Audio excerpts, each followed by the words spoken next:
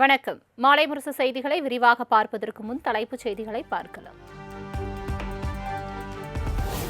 சமையல் எரிவாயு தட்டுப்பாட்டுக்கு தீர்வு காணும் வகையில் இந்தியா ஐக்கிய அரபு அமீரகம் இடையே ஒப்பந்தம். சர்வதேச அளவில் ஏற்பட்டுள்ள எரிபொருள் நெருக்கடி குறித்தும் அதிபர் ஷேக் முகமது பின் சயீதுடன் பிரதமர் மோடி முக்கிய ஆலோசனை.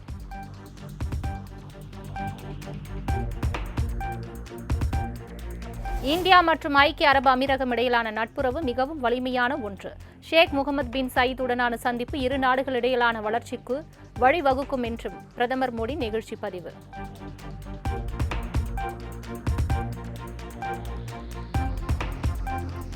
இந்தியாவில் 5 பில்லியன் அமெரிக்க டாலர் மதிப்பிலான முதலீடுகளை அறிவித்தது ஐக்கிய அரபு அமீரகம். எரிசக்தி பாதுகாப்பு மற்றும் உட்கட்டமைப்பில் ஒப்பந்தம் கையெழுத்தான நிலையில் நமது பொருளாதார உறவுகள் மேலும் மேம்படும் என்றும் பிரதமர் மோடி பெருமிதம்.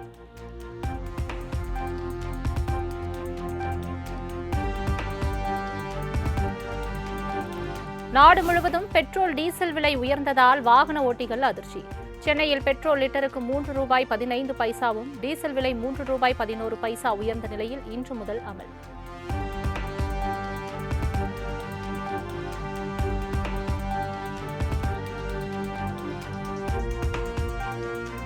உலக நாடுகளை ஒப்பிடும்போது இந்தியாவில் எரிபொருள் விலை ஏற்றம் அதிகம் இல்லை. மேற்காசிய போர் சூழலிலும் பெட்ரோல் டீசல் மற்றும் எல்பிஜி விலையை மத்திய அரசு கட்டுக்குள் வைத்திருந்ததாகவும் அமைச்சர் கிரண் ரிஜிஜு விளக்கம்.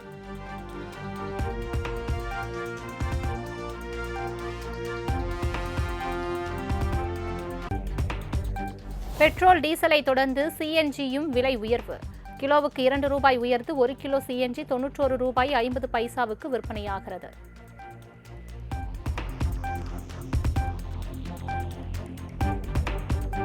பிரதமர் மோடி தலைமையிலான மத்திய அரசு செய்த தவறால் பெட்ரோல் டீசல் விலையேற்றம் என ராகுல் காந்தி குற்றச்சாட்டு.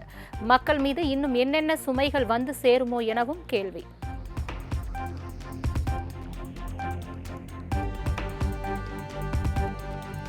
பெட்ரோல் டீசல் மற்றும் சமையல் எரிவாயு சிலிண்டருக்கான விற்பனை வரியை குறைக்க நடவடிக்கை எடுக்க வேண்டும்.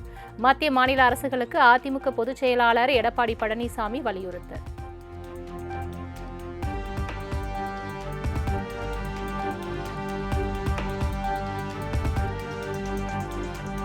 வரலாறு காணாத வீழ்ச்சியை சந்தித்தது டாலருக்கு நிகரான இந்திய ரூபாயின் மதிப்பு.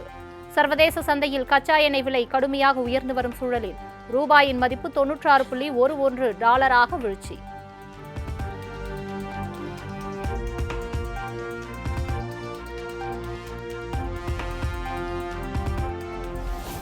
சென்னையில் ஆபரண தங்கத்தின் விலை சவரனுக்கு ₹1480 சரிவு. ஒரு சவரன் தங்கம் ₹1,18,120 கிராம் ஒன்று ₹14,765 விற்பனை.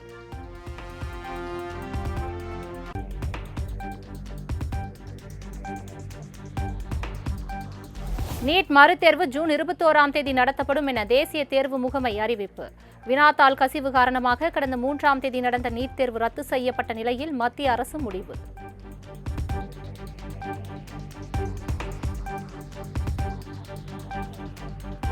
நீட் தேர்வு அடுத்த ஆண்டு முதல் ஆன்லைனில் நடத்தப்படும் என மத்திய கல்வி அமைச்சர் தர்மேந்திர பிரதான் அறிவிப்பு. தேசிய தேர்வு முகமையை பலப்படுத்தும் பணிகள் நடந்து வருவதாகவும் இனி வரும் காலங்களில் நீட் தேர்வில் முறைகேடுகள் நடக்காது என்றும் உறுதி.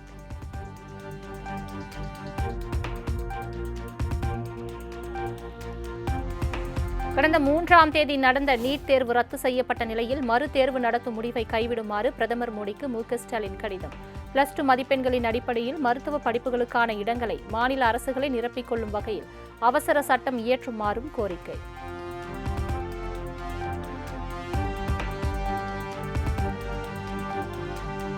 நீட் தேர்வு ரத்து, சிபிஐ இயக்குநர் பதவி நீட்டிப்பதை கண்டித்து சென்னை தண்டையார்பேட்டையில் காங்கிரஸ் கண்டன ஆர்ப்பாட்டம். தமிழக காங்கிரஸ் கமிட்டி தலைவர் செல்வ பெருந்தகை தலைமையில் நடந்த ஆர்ப்பாட்டத்தில் மத்திய அரசுக்கு எதிராக நிர்வாகிகள், தொண்டர்கள் முழக்கம்.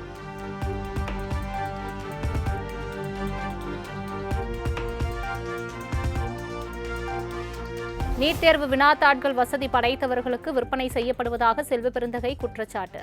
மத்திய அரசுக்கு தெரியாமல் நீட் தேர்வு வினாத்தாள் கசிவதற்கு வாய்ப்பில்லை என்றும் விளாசல்.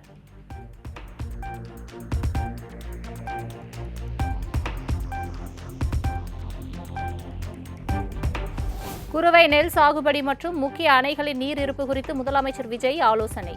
சென்னை தலைமைச் செயலகத்தில் நடைபெற்ற ஆலோசனையில் வேளாண்மை மற்றும் நீர்வளத்துறை அதிகாரிகள் பங்கேற்பு.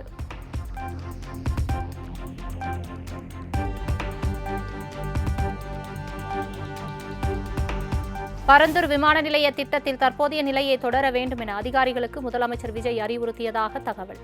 தமிழக அரசு விரைவில் ஆய்வுக் கூட்டம் நடத்தி இறுதி முடிவு எடுக்கப்படலாம் என தகவல்.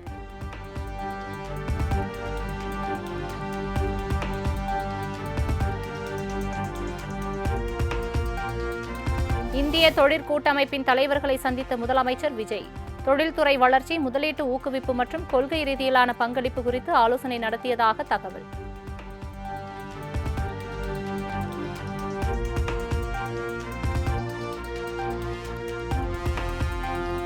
குறுவை சாகுபடிக்காக மேட்டூர் அணை ஜூன் 12ஆம் தேதி திறக்கப்படும் நிலையில் நீர்வளத்துறை மற்றும் வேளாண்மை துறை அதிகாரிகளுடன் முதலமைச்சர் விஜய் ஆலோசனை. காவிரி மேலாண்மை ஆணைய கூட்டம் டெல்லியில் நடக்கும் நிலையில் அதிகாரிகளிடம் விவரங்களை கேட்டறிந்த முதல்வர் விஜய்.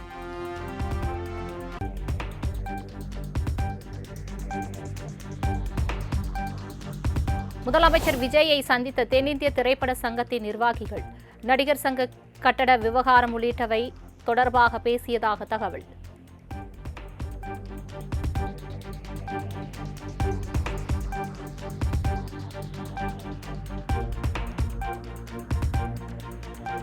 மே மாதத்திற்கான மகளிர் உரிமை தொகை 1000 ரூபாய் பெண்களின் வங்கிக் கணக்குகளில் வரவு வைப்பு. உரிமை தொகையை நிறுத்தக்கூடாது என எதிர்க்கட்சிகளின் வலியுறுத்தின் பேரில் பணம் வரவு வைக்கப்பட்டதால் பெண்கள் மகிழ்ச்சி.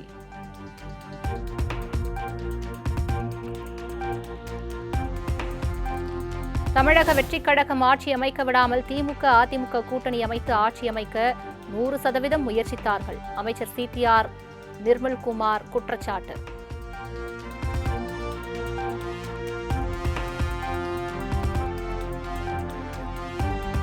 தேர்தலில் தோல்வியடைந்தது குறித்து கள ஆய்வு செய்து அறிக்கை சமர்ப்பிக்க 36 பேர் கொண்ட குழுவை அமைத்துள்ளது திமுக.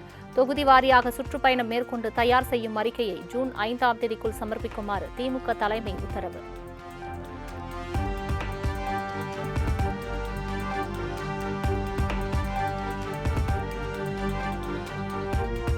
அதிமுகவிலிருந்து 28 எம்எல்ஏக்களின் கட்சி பதவியை பறித்த எடப்பாடி பழனிசாமியின் அறிவிப்பு செல்லாது என SP வேலுமணி, நத்தம் விஸ்வநாதன் கூட்டறிக்கை.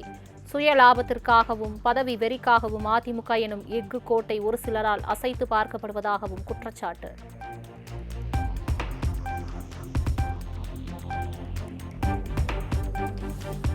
திமுகவுடன் கூட்டணி அமைக்க EPS திட்டமிட்ட போது நாங்கள் வேண்டாம் என வலியுறுத்தியதாக SP வேலுமணி, நத்தம் விஸ்வநாதன் அதிர்ச்சி தகவல்.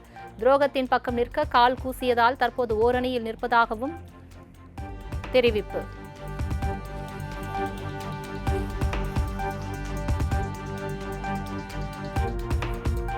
எடப்பாடி பழனிசாமி பேச்சுவார்த்தைக்கு எப்போது அழைத்தாலும் நாங்கள் தயார் என SP வேலுமணி X தளத்தில் பதிவு.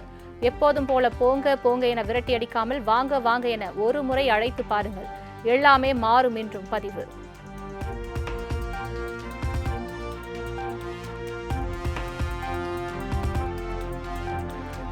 அதிமுக முன்னாள் அமைச்சர் CV சண்முகம் தனது ஆதரவாளர்களுடன் தீவிர ஆலோசனை. EPS இன்று ஆளுநரை சந்திக்க வாய்ப்பிருப்பதாக கூறப்படும் நிலையில் முன்னாள் அமைச்சர்கள் C. விஜயபாஸ்கர், SP வேலுமணி உள்ளிட்டோருடன் ஆலோசனை.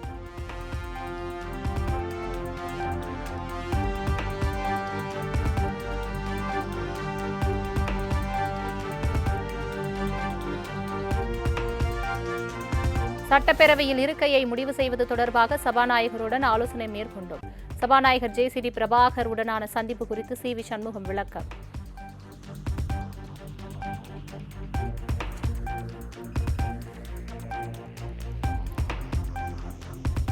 அதிமுக கொறடா நியமனம் தொடர்பாக இருதரப்பினர் அளித்த மனுக்களும் பரிசீலனையில் உள்ளதாக சபாநாயகர் JCD பிரபாகர் விளக்கம். கடிதம் கொடுத்து 2 நாட்கள் தான் ஆகியுள்ளது, அனைத்தும் ஆய்வில் உள்ளது எனவும் தகவல்.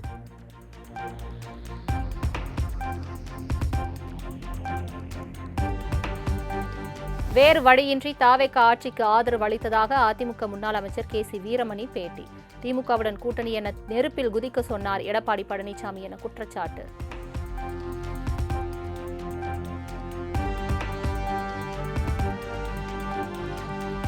தமிழக பொறுப்பு ஆளுநர் அர்லேகரை அதிமுக பொதுச் செயலாளர் எடப்பாடி பழனிசாமி சந்திக்க உள்ளதாக தகவல். இபிஎஸ் அணியை சேர்ந்த எம்எல்ஏக்கள் நேற்று ஆளுநரின் தனிச் செயலாளரை சந்தித்து கடிதம் கொடுத்த நிலையில் இன்று இபிஎஸ் சந்திக்க வாய்ப்பு.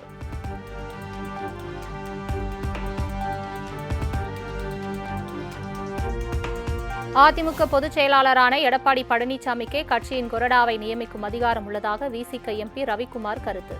அரசுக்கு ஆதரவாக வாக்களித்த 25 எம்எல்ஏக்களும் 10வது அட்டவணையின் கீழ் தகுதி நீக்க நடவடிக்கைக்கு உட்படுவார்கள் என்றும் தகவல்.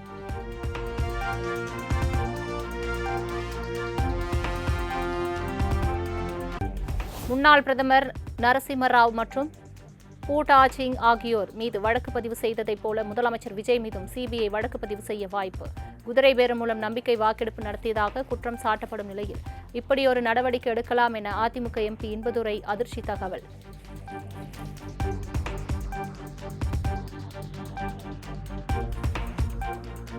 ஐம்பத்து 9 ஆண்டுகளுக்கு பிறகு கதர் அணிந்த 2 காங்கிரஸ் அமைச்சர்கள் அமைச்சரவையில் இடம் பிடிக்கிறார்கள் என காங்கிரஸ் எம்பி மாணிக்கம் தாக்கூர் பெருமிதம். கூட்டணி கட்சிகளுக்கு அதிகாரத்தில் பங்கு என்ற வாக்குறுதியை தாவேக தலைவரும் முதலமைச்சருமான விஜய் நிறைவேற்றியுள்ளதாக நிகழ்ச்சி பதிவு.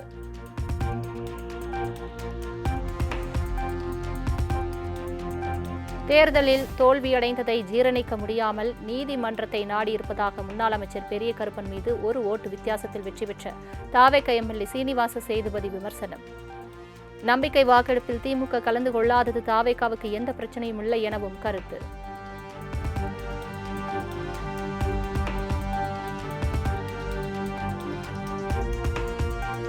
புதுச்சேரி மாநில முதலமைச்சராக 5வது முறையாக பொறுப்பேற்று ரங்கசாமிக்கு நடிகரும் மாநிலங்களவை உறுப்பினருமான கமலஹாசன் வாழ்த்து. புதுச்சேரி புது பொலிவுடன் மகத்தான வளர்ச்சி பெறட்டும் என எக்ஸ் தளத்தில் பதிவு.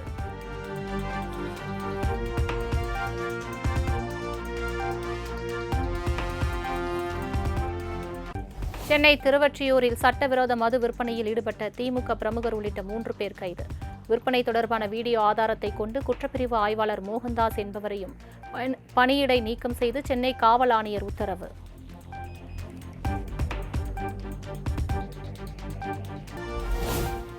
விழுப்புரம், கடலூர், மயிலாடுதுறை, நாகை, திருவாரூர் மாவட்டங்களில் இன்று கனமழைக்கு வாய்ப்பிருப்பதாக சென்னை வானிலை ஆய்வு மையம் தகவல்.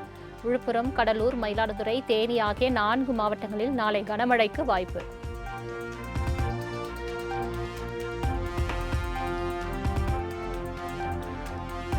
அந்தமான் கடல் பகுதிகளில் அடுத்த 24 மணி நேரத்தில் தென்மேற்கு பருவமழை தொடங்கும் என வானிலை ஆய்வு மையம் கணிப்பு.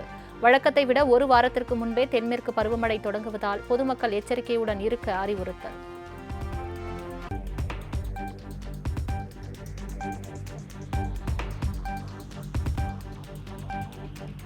ஜம்மு காஷ்மீர் மாநிலம் ஸ்ரீநகரில் டாஸ்மாக் கடையை மூடக்கோரி பாஜகவினர் போராட்டம்.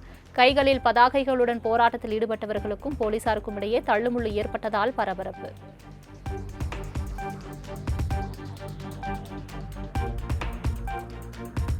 அமெரிக்கா ஈரான் மோதலை தடுக்க பாகிஸ்தான் உதவினாலும் நீண்டகால தீர்வுக்கு இந்தியாவின் ராஜதந்திரமே கை கொடுக்கும். அமைதி பேச்சுவார்த்தையை பிரதமர் மோடி முன்னெடுக்க வேண்டும் என்றும் ரஷ்ய வெளியுறவுத்துறை அமைச்சர் லாவ்ரோவ் வேண்டுகோள்.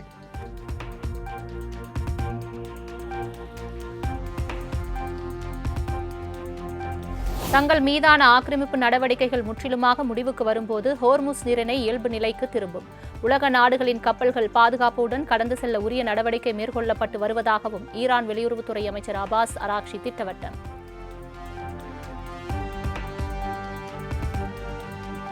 அணுசக்தி விவகாரத்தில் ராணுவ நடவடிக்கைகளின் மூலம் தீர்வு காண முடியும் என்பது சாத்தியமில்லாத ஒன்று. அமெரிக்க தங்களை நம்பினால் மட்டுமே பிரச்சினைக்கு தீர்வு கிடைக்கும் என்றும் Iran திட்டவட்டம்.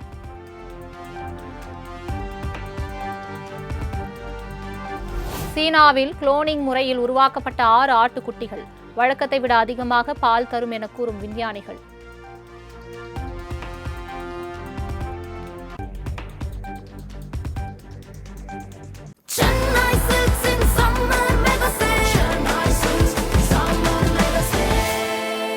The Chennai Silks in Mega Summer Sale.